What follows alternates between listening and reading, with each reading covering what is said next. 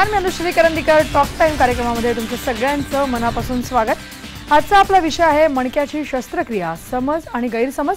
आणि या विषयावरती मार्गदर्शन करण्यासाठी आपल्याकडे आलेले आहेत डॉक्टर अवनीश गुप्ते. कार्यक्रमात तुमचं मनापासून स्वागत सर. नमस्कार. आपण सुरुवात करण्यापूर्वी, कार्यक्रमाला चर्चेला सुरुवात करण्यापूर्वी आपण डॉक्टरांची थोडक्यात ओळख करून घेणार आहोत. आपल्यासोबत आहेत डॉक्टर अवनीश गुप्ते. हे स्वतः MBBS MS MCH जी मणक्यामध्ये जगातली सर्वात मोठी डिग्री आहे ती सरांकडे आहे. त्याचबरोबर sir ruby hall clinic Pune आणि विनायक हॉस्पिटल व स्पाइन सेंटर पुणे इथे न्यूरोस्पाइन सर्जरीचे विभाग प्रमुख म्हणून गेले अनेक वर्ष कार्यरत आहेत. त्याचबरोबर विनायक हॉस्पिटल व स्पाइन सेंटर पुणे हे महाराष्ट्रातलं एकमेव स्पाइन सेंटर हे स्वतःचं सरांचं सेटअप आहे. आणि आता आपण सरांकडे जाऊया आणि त्यांच्याकडनं विषयाला मार्गदर्शन करून घ्यायला सुरुवात करूया. सर, आजचा आपला जो विषय अत्यंत महत्त्वाचा मणक्याशी संदर्भात आहे. पाठ असेल, मान असेल, कंबर असेल, त्याचं एकदा दुखणी लागली की मग ती सतत चालूच राहतात. क्रॉनिकली लोक बऱ्याच वेळेला म्हणजे इतकी वैतागलेली असतात की डॉक्टरकडे जाणं बंद करतात, नुसतं पेन किलर्सवर राहतात. इतपत परिस्थिती असते आणि त्याची शस्त्रक्रिया किंवा सर्जरी सांगितली की तर मग बघायला नको, अत्यंत घाबरतात. तर त्या अनुषंगाने आज आपण त्याच्याशी संबंधित जे समज आहेत, गैरसमज आहेत, ते आपण दूर करणार आहोत तुमच्याशी चर्चा करत असताना. तर सर्वप्रथम मला तुम्हाला हे विचारायचं आहे की मणक्याची मग जर का आपण विचार करतोय आज, तर त्याची रचना, त्याचं कार्य हे आपण थोडंसं आधी प्रेक्षकांना समजावून सांगू शकतो का? बरं, एक मॉडेल मी आणलंय, इथे बघूया आपण मॉडेलकडे. मणका आपला असा दिसतो. मानेचे 7, पाठीचे 12, कमरेचे 5 मणके असतात. खाली आपलं असतं माकड हाड. विषय काय महत्वाचा आहे, मणका कडक असल्यामुळे आपला देतो आधार. पण आपण लक्ष दिलं तर 2 मणक्याच्या मध्ये गादीचे समावेश असते. गादी म्हणा, चकती म्हणा. गादी मऊ असल्यामुळे त्याच्यावरती आपल्याला हालचाली शक्य होते. ते आपल्याला देते लवचिकता, हालचाली शक्य, पुढे वाकणे, मागे वळणे, ते गादीवर शक्य होते. तिसरं महत्वाच्या रचनेमध्ये आहे की मणक्याच्या सेंटरमध्ये एक शीर चालली असते, त्याला म्हणतो आपण मज्जारज्जू. ते मेंदूचे निरोप हात पायाला पाठवण्यासाठी असते. मेंदूने सांगितलं हात उचला, पाय उचला, ते निरोप हाताला जाणार तर मानेला जाणार, मग हाताला जाणार, आणि पायाला जाणार तर फुल मणक्याला ट्रॅव्हल करणार निरोप आतमध्ये मज्जारज्जूमध्ये. आणि हे पिवळ्या रंगाची शिरा दिसतील, तिथनं उजवीकडे किंवा डावीकडे इथे बाहेर निरोप निघणार आणि आपले पायाकडे जाऊ शकणार. बरं, नक्की. जसं तुम्ही म्हणताय तसं की हा अशा प्रकारच्या मणक्याची रचना पूर्णपणे आहे. आणि हा आपल्या शरीरातला मणका जो असतो तो अत्यंत महत्त्वाचा समजला जातो, कारण आपल्या सगळ्या हालचाली ज्या आहेत शरीराच्या, हाताच्या, पायाच्या, त्या सगळ्या याच्याशी संबंधित असतात. तर मी जसं मगाशी म्हटलं तसं की मणक्याची संदर्भात जर का काही आजार सुरू झाले तर कुठे ना कुठेतरी एक भीती असते, शंका असतात. पण मग मला तुम्हाला विचारायचं की मग नेमके याच्याशी संदर्भित कुठले कुठले आजार असतात, काय नेमके त्याचे प्रकार असतात, आणि मग त्याच्यावरती उपचार कशा प्रकारे असतात? ते समजण्यासाठी मी 2 ग्रुप तयार केलेले आहेत. पहिल्या ग्रुपमध्ये असे पेशंट माझ्याकडे येतात की पहिल्या ग्रुपचे पेशंट काय म्हणणार की मला जागेवर दुखणी आहे, मान दुखी, पाठ दुखी, कंबर दुखी, पण हात पायाला काही तक्रारी नाही. अच्छा, ओके. तर हे समजून घ्यायचे, त्यांना जास्तीत जास्त लोकांना त्रास असतो स्नायू ताणाचा. त्यांच्या कामाची पद्धत अवघड असते, जड उचलण्याची. शेतकरी वर्गातले लेडीज लोकांना वाकून काम करावं लागतो. त्या कारणामुळे जर्क बसल्यामुळे किंवा खूप दिवसांपासून काम केल्यामुळे त्यांना स्नायू ताणचा प्रॉब्लेम असतो. त्यांना ऑपरेशनची काहीही गरज पडत नाही. दुसरा ग्रुप आहे ज्यांना प्रॉब्लेम आहे किंवा कमरेसोबत हात पायाला तक्रारी आहे किंवा मानेसोबत हात पायाला तक्रार. थोडक्यात कमरेचा त्रास झाला आणि पायाला तक्रार म्हणजे पायाला रग लागणे, चमक भरणे, मुंग्या येणे, पायाला म्हणजे वेदना होणे किंवा पाय वीक पडणे, कमजोर पडणे, तसं म्हणजे समजून घ्यायचे कमरेला गॅप झालेला आहे. आता मॉडेलकडे परत लक्ष देऊ आपण, मॉडेलकडे बघूया आपण. तर हे जे आपले 2 हाडाची मधली गादी आहे ही जागेवर आहे, त्याच्यामुळे ही पिवळ्या रंगाची शीर मोकळी दिसते आपल्याला. पण ही 2 मणक्याची मधली गादी जी बाहेर आली, इथे वेगळ्या रंगाने करून दाखवलेली आहे, त्याच्यामुळे ही शीर दबली गेली. त्याच्यामुळे तक्रारी काय होणार आहे की कमरेसोबत पायही चालताना दुखतोय, पायाला रग येतो, चमक भरते, रग येतो, अखंड पाय खालीपर्यंत बधीर होतोय. त्या कारणामुळे पेशंट नेमके आपल्याकडे येतो. ह्या सारखा प्रॉब्लेम गादी सरकण्याच्या, चकती सरकण्याच्या मानला झाला तर मान दुखी सोबत हाताला तक्रार येणार. तक्रार सेम सारखीच, म्हणजे दुखणे, रग लागणे, चमक भरणे, मुंग्या येणे, करंट सारखा वाटणे किंवा कमजोर पडणे हात. तर मानेचा त्रास झाला आणि हाताला त्रास झाला म्हणजे समजून घ्यायचे MRI ची गरज आहे. आणि कमरेचा प्रॉब्लेम झाला आणि पायाला प्रॉब्लेम झाला, समजून घ्यायचे MRI ची गरज आहे. आणि त्रास जास्त असेल तर ह्या लोकांना ऑपरेशनची गरज पडते. जागेवर दुखणी असेल तर ऑपरेशन नाही, पण कमरेसोबत पायाला दुखणी असेल किंवा मानेसोबत हाताला दुखणी असेल तर ऑपरेशनची शस्त्रक्रियेची गरज पडू शकते, जर त्रास जास्त असेल तर. आणि त्या आजारांवरती आज खरं मी आज टॉपिक घेतलाय, मणक्याची शस्त्रक्रिया. आम्ही गॅरंटी देतो. आम्ही जगामध्ये एकमेव सेंटर आहोत जिथे आम्ही गॅरंटी देतो की आज जेवढे पेशंट आजपर्यंत मी जेवढे पेशंट केले आपल्या ऑपरेशनमुळे कोणी अडू पडलेला नाहीये किंवा कोणाला पॅरालिसिस झालेलं नाहीये किंवा त्रास त्यांच्या 1% वाढला नाही असं एक पण पेशंट म्हणू शकत नाही की आमच्या हॉस्पिटलला चालत आला आणि झोपून घरी पाठवण्यात आला. ओके ओके नक्की. जसं तुम्ही म्हणताय तसं की बऱ्याच वेळेला लोकांच्या मनामध्ये भीती त्यामुळेच असते की स्पाईनचं ऑपरेशन झाल्यानंतर ऑपरेशन नंतरच आपण आडवे पडू की काय, बेडरिडन होऊ की काय, चालता येणार नाही पुन्हा, ही कुठेतरी मनात शंका असते आणि मग त्यामुळे सर्जरीसाठी नकार दिला जातो किंवा करत नाहीत ते लोक. मग मला तुम्हाला हेच विचारायचं आहे की तुम्ही जर का गॅरंटी देताय की आपल्या ऑपरेशन नंतर कुठल्याही प्रकारचं कॉम्प्लिकेशन होणार नाही, तर मग आपल्या ऑपरेशन्स मध्ये वेगळं काय? चांगला प्रश्न आहे की म्हणजे गॅरंटी होतो काहीतरी वेगळं 100% असणार आहे. माझं म्हणणं आहे की मी एक्सप्लेन करण्यापेक्षा एक व्हिडिओ दाखवतो. एक व्हिडिओ आणलाय मी, ते बघून तुमच्या प्रश्नाचं उत्तर मला व्यवस्थित देता येईल. नक्की नक्की आपण पाहूया. नमस्कार, मी doctor Avneesh Gupte, spine super specialist. आज आपण ऑपरेशन थिएटरचे आहोत आणि ऑपरेशन संपलं आहे. पेशंटचं नाव आहे बाबाराव इघारे, त्यांचं वय 67 आहे. पहिले त्यांची एमआरआय बघूया. हे त्यांची शीर इथे दबलेली आहे, शीर मोकळी दिसते. दोन हाडाचे मध्ये एक गादी सरकली आणि इथे गादी जास्त सरकली, इथे संपूर्ण शीर चोकअप दिसते. तर त्याच्यामुळे त्यांचा त्रास काय होता, त्यांना अजिबात चालता येत नव्हता. कमरेपासून दोन्ही पाय दुखायचे आणि पायाला कळ लागायचे, पायाला मुंगे यायचे, बधीर व्हायचे पाय. त्यांना पाय झोपवला मी काकांना आणि इथे एक पॉइंटर यासारखा ठेवला, इथे हे ठेवला. तर ज्या मटकेला आपल्याला जायचे, जिथे आपल्याला गादीला जायचे, दोन हाडाचे मध्ये ही गादी आहे, हे बाहेर आली होती जी आपण एमआरआयवर दाखवली. तर त्याला पहिले स्किनवरती कातडीवर पॉइंटिंग केलं आहे, पेननी मार्क केला आणि त्याच ठिकाणी आपण दुर्बीणने ऑपरेशन केलेलं आहे. तर पहिल्या शूटिंग केली आपण की त्या ठिकाणी उघडलं पाहिजे, चुकी ठिकाणी उघडलं पाहिजे नाही. आपण डायरेक्ट आता पेशंटकडे जाऊ आणि बघू ऑपरेशन मध्ये काय झालेलं आहे. तिथे डायरेक्ट आपण बघू. हे त्यांचं ऑपरेशन आहे, ऑपरेशन संपलेलं आहे आणि किती लहान छिद्र केलं आहे बघणं गरजेचं आहे. 1.25 इंच फक्त एक होल करून ऑपरेशन करण्यात आलेलं आहे सक्सेस. हे समजणं अतिशय गरजेचं आहे. पेशंट अजूनही पाळत आहेत, ऑपरेशन संपलेलं आहे, अजूनही सरळ केलेलं नाहीये. पण जर आपण त्यांच्याशी बोललो, काका उजवा पाय हलवा, पंजे हलवा, आपण दाखवू शकतो हे हालतात, म्हणजे पॅरालिसिस काही झालं नाहीये. या ऑपरेशन करता करता मी चेक करू शकतो. डावा पाय उचला, पंजे हलवा, तर ऑपरेशन करता करता मी चेक करू शकतो, आता चेक करू शकतो किंवा सांगू शकतो की आमच्या ऑपरेशनमुळे काही धक्का बसला नाहीये, पॅरालिसिस पेशंटला होऊ शकत नाहीये. आता डायरेक्ट आपण पेशंटशी बोलू. ते आता म्हातारे पेशंट आहे, आपण त्यांना दाखवू. काका नमस्कार. नमस्कार. आपलं नाव सांगा. बाबाराव किशनराव इघारे. आपण कुठले? जिल्हा परभणी. बर बर बर बर. परभणी पासून लांबून आले तुम्ही? हो. ऑपरेशन करताना तुम्हाला काही त्रास जाणवला का? नाही, काहीच नाही. अजिबात काही जाणवलं नाही? काहीच नाही. बर बर बर. आणि तुम्हाला काही दुखला नाही, जाणवला नाही? नाही नाही, काहीच नाही. आता तुम्ही पाय हलवून दाखवले मला. हो हो हो. पाय मोकळे झाले का? पाय मोकळे झाले. तुम्हाला आधी त्रास काय होता?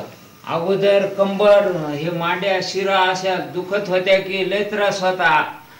शिराच्या अशा जाळ होत होता, आग होत होती आणि चालता येत नव्हतं. आता तुम्हाला काय वाटतं, तुम्ही चालू शकणार? आता चालू शकणार. पायाला ताकद आली? हो, आली आली. पेशंटला जीवाला धोका होऊ शकत नाही, कारण पेशंट आपल्याशी गप्पा मारतोय कंटिन्युअस ऑपरेशन मध्ये.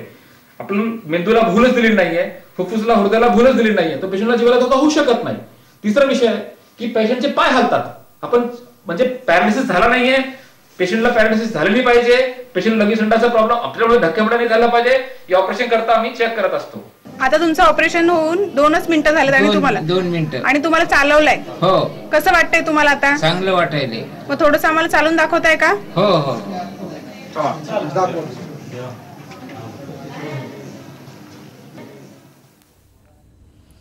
मला वाटतं डॉक्टर तुम्ही सगळे आत्ता बघणाऱ्या प्रेक्षकांना ओटीमध्येच, ऑपरेशन थिएटरमध्येच थेट घेऊन गेलात आणि कशा प्रकारे ही सगळी शस्त्रक्रिया आपण करतात ती आपण दाखवली. थोडीशी प्रेक्षकांच्या मनातली भीती कमी झाली असेल अशी आपण अपेक्षा करूया. मला तुम्हाला विचारायचं आहे की पुढे जाऊन आता आपण जसं बघितलं आत्ता वयस्कर माणसांचं हे म्हणजे रुग्णाचं हे आपण ऑपरेशन केलेलं आहे. बऱ्याच वेळेला हल्ली ही मान असेल, पाठ, कंबरदुखी तरुण वयातल्या मुलांना सुद्धा लागते. तर मग अशा वेळेला हे तरुण लोकांना पुढे सगळं आयुष्य आपल्या हातापायांवरती न्यायचं असतं पुढे, तर त्या अनुषंगाने जर का त्यांना सर्जरी सांगितली असेल तर तरुण मुलगा किंवा मुलगी ती सुद्धा ह्याच्यातनं पूर्णपणे बरी होऊन व्यवस्थित पुढचं आयुष्य विदाऊट कॉम्प्लिकेशन जगू शकतात का? 100% जगू शकतात माझं म्हणणं आहे. तरुण लोकांचं एकच एक्स्ट्रा बेनिफिट आहे, ते आहे की त्यांच्या हाडं पण मजबूत असतात. एक्झॅक्टली. वय झाल्यानंतर थोडा कॅल्शियम आम्हाला एक्स्ट्रा भावर भरायला लागतो, बरोबर, पण त्यांना एवढं पण त्रास होत नाही आणि ते पण मी एक जर पाहिलं की म्हातारा पेशंट असो किंवा तरुण दोन्ही चांगले कव्हर होतात. आता हा पेशंट दाखवला 2 मिनिटात ऑपरेशन करून चाललाय. स्पाईनचे ऑपरेशन करून कुठेही जगातला 2 मिनिटाच्या आत चालला जात नाही. बरोबर. असे पेशंट माझ्याकडे खूप आहेत. पण जे 2 मिनिटात चाललंय की अर्धा तास चाललंय की 5 मिनिटात चाललंय की 1 तास चाललंय हे महत्व नाहीये. पण जेव्हा चालणार, पहिल्यांदा चालणार तर पाय ठणकायचा बंद होणार, हे गॅरंटी आमची. आणि प्लस पायाला पॅरालिसिस होणार नाही. तुमचे उत्तर देण्यासाठी मी एक तरुण पेशंटचा व्हिडिओ आणलाय दाखवण्याकरता. ते दाखवू मग चर्चा करू. नक्की नक्की बघूया आपण. लोक म्हणतात या वयात ऑपरेशन करायचं नाही मणक्याचा, आणि म्हणतात या वयात करायचं नाही. मग करायचं कधी? कोणाचं करायचंय? या वयात झाल्यानंतर करायचं नाही. आणि एवढं तरुण वयात? या पुढे नाव सांगा, वय सांगा. श्रीधर वाक्षे, माझं वय आहे 19. मी आहे सांगलीत राहणारा. मला त्रास होता मणक्याचा आणि हा पाय जवळ होता माझा. पाठीमागे ठणक लागायचं. किती महिन्यापासून व्हायचे त्रास? जवळजवळ 6 महिने त्रास झालाय मला. ऑपरेशन किती लवकर बरं झाले तुम्ही? लगेच 2 मिनिटं चालत होतो मी ऑपरेशन नंतर. ऑपरेशन करून 2 मिनिटात लगेच चालले? हो. हा त्रास बरा झाला का? हो, हा बरा झाला. पूर्ण बरा झाला? पूर्ण बरा झाला. आनंद वाटतंय? हो. चालून दाखव ना. व्हेरी गुड, छान. एवढं सांगायचंय की हा मुलगा 19 वर्षाचा आहे. बरेच जणांनी मला भीती घातली होती की 19 एवढा लहान आहे, ऑपरेशन का करायचं. पण माझ्यापेक्षा त्याच्या पप्पापेक्षा त्यांनी स्वतः निर्णय घेतला. फक्त त्यांनी डॉक्टरांवरती विश्वास ठेवला, नातेवाईकांवरती जास्त ठेवलेला नाही, आणि तो लगेच 2 मिनिटात बराही झाला. पण 19 वर्षाचा किंवा 10 वर्षाचा किंवा 5 वर्षाचा मुलगा असेल तर त्या पालकांनी अजिबात घाबरू नये. आपण बघितलं सर की कशा प्रकारे हा व्हिडिओ होता. तुम्ही जसं म्हणालात तसं की तरुण वयामध्ये सुद्धा ऑपरेशन सक्सेसफुल झालेलं आहे. आज तो मुलगा स्वतःच्या पायावर उभा आहे. जसं आपण म्हणतो की तरुण वयामध्ये तुम्ही म्हणालात तसं की या वयात करायचं की या वयात करायचं, संभ्रम हा सगळ्यांच्याच मनात आहे. तर नेमकं हे ऑपरेशनमुळे कशा प्रकारे बेनिफिट सगळ्या वयातल्या लोकांना होऊ शकतो त्याविषयी आपण चर्चा पुढे सुरू ठेवूया. परंतु इथे वेळ झाली एका छोट्याशा ब्रेकची. तुम्ही कुठेही जाऊ नका, पाहत राहा फक्त ऐकत.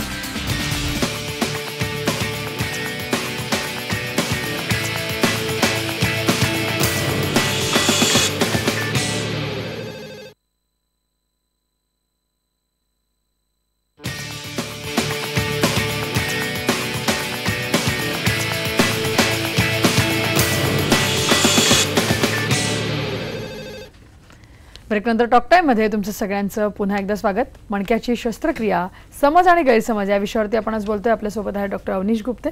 डॉक्टर, ब्रेकवर जाण्यापूर्वी आपण बघितले काही व्हिडिओज, त्याच्यामध्ये आपण थेट ऑपरेशन थिएटरमध्ये गेलो होतो. तुम्ही ऑपरेशन कसे करता, सक्सेसफुल कसे होत आहेत ते आपण पाहिलं. जसं आपण तुम्ही सांगितलं की तरुण रुग्णावरती ऑपरेशन झालेलं आहे सक्सेसफुली. तसं मला विचारायचं आहे की तरुण रुग्णांमध्ये तर झालंय, परंतु वयस्कर रुग्णांमध्ये अशा प्रकारचे ऑपरेशन करायला बरेच जण पेशंट्स आणि त्यांचे नातेवाईक यांना भीती वाटते. कारण एकतर त्या वयामध्ये आपले हाडं ठिसूळ झालेले असतात, आणि जर का आपण महिलांचा विचार केला तर पोस्ट मेनोपॉझल असतात, त्यामुळे त्यांच्यामध्ये कॅल्शियमची कमतरता असते, हाडं ठिसूळ झालेली असतात. एकंदरच त्यांची परिस्थिती या ऑपरेशनसाठी कितपत फिटनेस असतं त्यांच्यामध्ये हे माहिती नसतं. तर मग अशा वेळेला आपल्याकडे अशा महिला जर का येत असतील तर त्यांचा सक्सेस रेट कितपत आहे मग या ऑपरेशन संदर्भात? चांगला प्रश्न आहे मॅडम, खूप चांगला प्रश्न आहे. बेसिकली काय की एक्सरे वरती बरेचदा मला आयडिया येतो की कॅल्शियम किती आहे, किती हाड ठिसूळ आहेत. जर मला खूपच डाऊट वाटला, सिंपल ऑपरेशनला काही विषय नाही, आपण नंतर कॅल्शियम करू शकतो, लगेच ऑपरेशन करू शकतो फिटनेस केलं तर केल्यानंतर. पण जर असा प्रॉब्लेम झाला की आम्हाला क्लिप बसवायचे किंवा प्लेट बसवायचे, रॉड बसवायचे, स्क्रू बसवायचे, तर विषय आहे की नेमकी हाडं मजबूत पाहिजे. त्यासाठी एक बोन डेक्सा स्कॅन म्हणून तपासणी त्याचे केल्यानंतर आपण त्याच्यानंतर ते हाडं मजबूत करण्यासाठी इंजेक्शन टॅबलेट देऊन मग पुढे ऑपरेशन करू शकतो. त्याचे व्यवस्थित प्लॅनिंग करून शकतो. फिटनेस सर्वांमध्ये पाहिजे, पेशंट तरुण किंवा म्हातारा त्याच्यात काही फरक पडत नाही. हा डेफिनेटली हाड ठिसूळ असतील तर डेफिनेटली कॅल्शियम जास्त दिवस द्यावा लागतो, कॅल्शियम भरावं लागतो. मी म्हणतो की त्याच्यामध्ये सुद्धा काही कॉम्प्लिकेशन्स नाहीये, रिझल्ट सेम येतात. त्यासाठी मी एक व्हिडिओ दाखवतो आणि मग आपल्या तुमच्या प्रश्नाचं उत्तर मिळू शकेल. डेफिनेटली.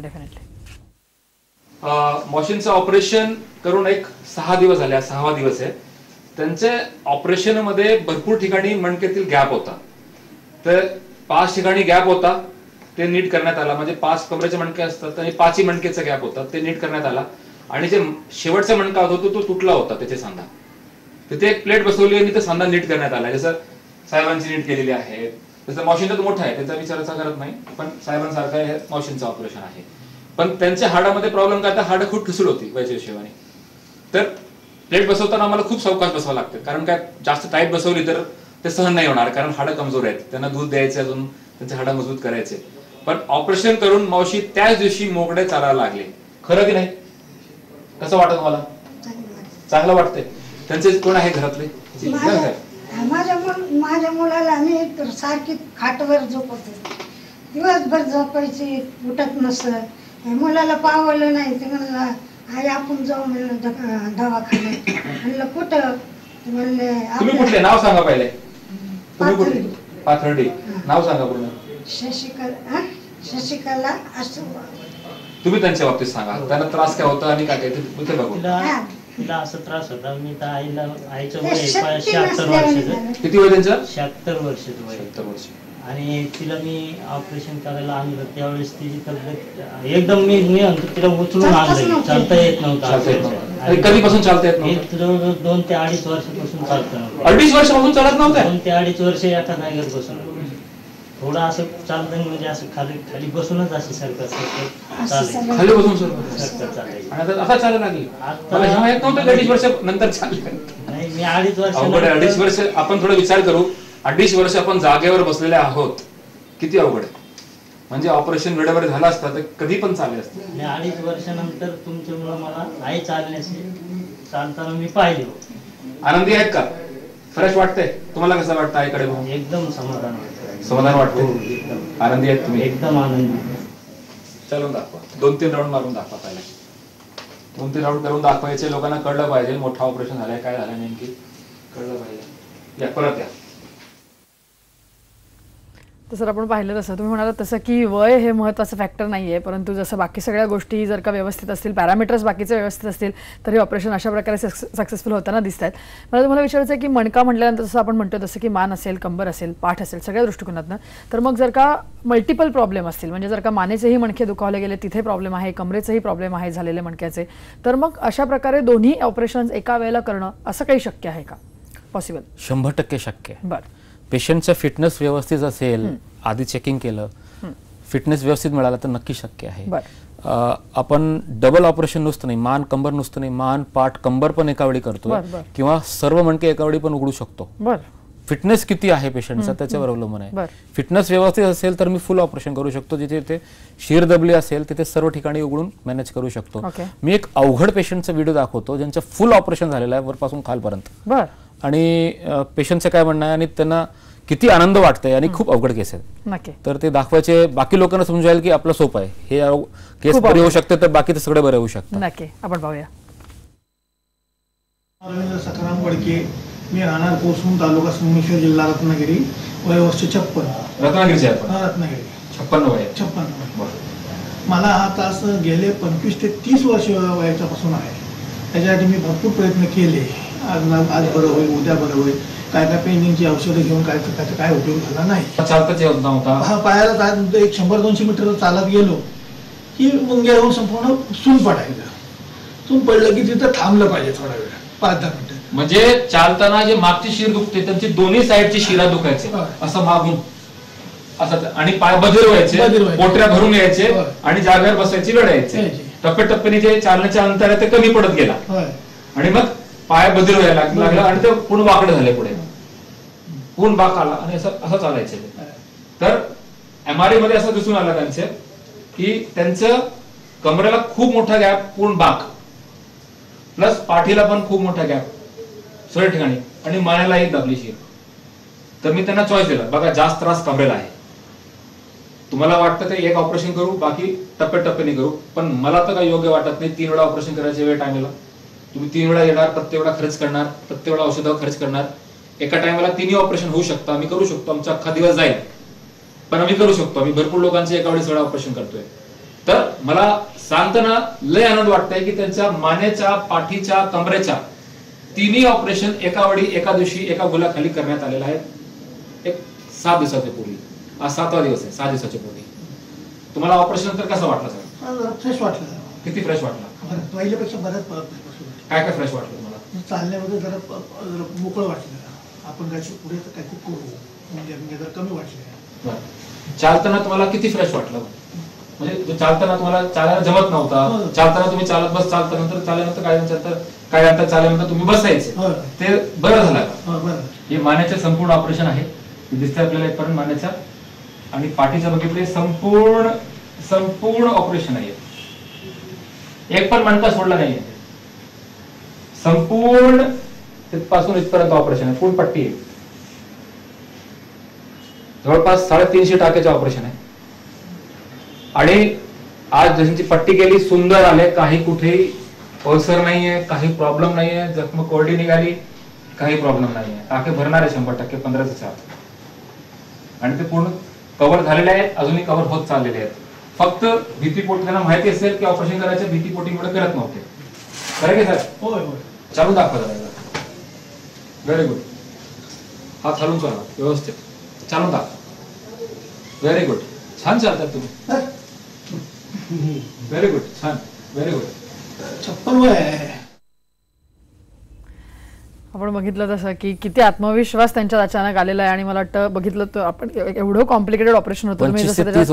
25 वर्षापासून त्यांचा प्रॉब्लेम. बापरे. आणि तुम्ही म्हणाल 350 टाक्यांचं हे ऑपरेशन आहे आणि मला वाटतं खूप मोठी मेजर सर्जरी आहे, पण त्याच्यानंतर सुद्धा एवढं जर का सक्सेसफुल आणि चांगला रिझल्ट मिळत असेल तर मला वाटतं आता जे प्रेक्षक बघतात त्यांना त्यांच्या डोक्यातली मनातली थोडीशी भीती कमी व्हायला मदत झाली असेल. नक्की होईल.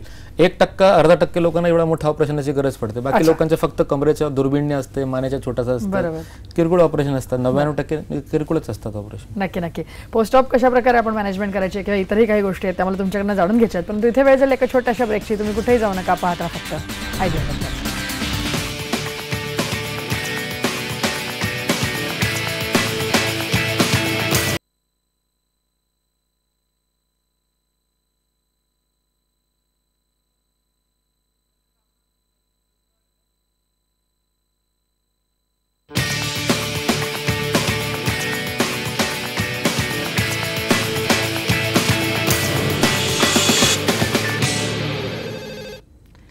ब्रेकनंतर टॉक टाईममध्ये तुमचं सगळ्यांचं पुन्हा एकदा स्वागत. मणक्याची शस्त्रक्रिया, गैरसमज आणि समज या विषयावरती आपण बोलतोय. असं ब्रेकवर जाण्यापूर्वी आपण बरेचसे व्हिडिओ पाहिले आणि साधारण आता अंदाज आला असेल सगळ्यांना, पाहणाऱ्या प्रेक्षकांना, की ही ऑपरेशन्स दिसतात किंवा वाटतात तेवढी म्हणजे आहेत मेजरच, परंतु खूप चांगल्या प्रकारे पद्धतीने आपण हँडल करतोय. तर त्या अनुषंगाने मला तुम्हाला तेच विचारायचं आहे की आत्ता जे प्रेक्षक पाहत आहेत त्यांच्या मनात जी उरलेली भीती आहे ती घालवण्यासाठी आपण त्यांना काय सांगू शकतो? बरं, उरलेली भीती एकतर व्हिडिओज जेवढे दाखवू शकलो तेवढे दाखवले, पण अजून भरपूर व्हिडिओज आहे माझ्याकडे, ते दाखवून भीती कमी होऊ शकते. दुसरा पेशंट कोणी आलं त्यांनी गाव सांगितलं त्या गावाकडचे पेशंटचे फोन नंबर देऊ शकतो आपण, त्यांना जाऊन ते भेटू शकतात, निर्णय घेऊ शकतात ऑपरेशन बाबतीत. किंवा पेशंट ओपीडीला आले, ऑपरेशनची गरज असेल तर सर्व पेशंट जाऊन बघायचे